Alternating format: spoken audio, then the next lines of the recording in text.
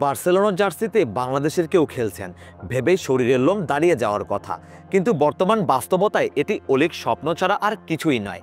তবে দূরতম এই কল্পনা সত্যি হয়ে যেতে পারত হামজা দেওয়ান চৌধুরীর সুবাদে। ব্যাটে বলে মিলে গেলে বার্সেলোনার মাটিতে লাল সবুজের ছাপ পড়তেই পারত। বানিয়ে বলা হচ্ছে না কোনো কিছুই। 2018-19 সালের কথা। স্প্যানিশ জায়ান্টরা নিজেদের মিডফিল্ড ঢেলে সাজানোর লক্ষ্যে দলে নিতে চেয়েছিল হামজাকে। পুরো বাংলাদেশ এখন ভুগছে হামজা জ্বরে। কোটি ফুটবল প্রেমীর স্বপ্নকে বাস্তবে রূপ দিয়েছেন তিনি। বাংলাদেশের নাগরিকত্ব নিয়ে লাল সবুজের জার্সি গায়ে ছাপিয়েছেন এরই মধ্যে। প্রথম বাংলাদেশি হিসেবে ইংলিশ প্রিমিয়ার লিগে খেলার রেকর্ডও গড়েছেন এই তারকা। লেস্টার সিটির হয়ে বড় একটা সময় খেলেছেন হামজা। এরপর ধারে যোগ দিয়েছেন শেফিল্ড ইউনাইটেডে।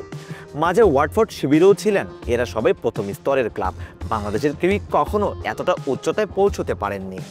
তিনি সেজন্যই বিশেষ, বোধহয় একটু বেশিই বিশেষ। তার আবেদন অবশ্য বেড়ে যেত ভাগ্য সহায় হলে। 2018 সালে ইংল্যান্ডের অনূর্ধ্ব-19 দলে সুযোগ পেয়েছিলেন হামজা।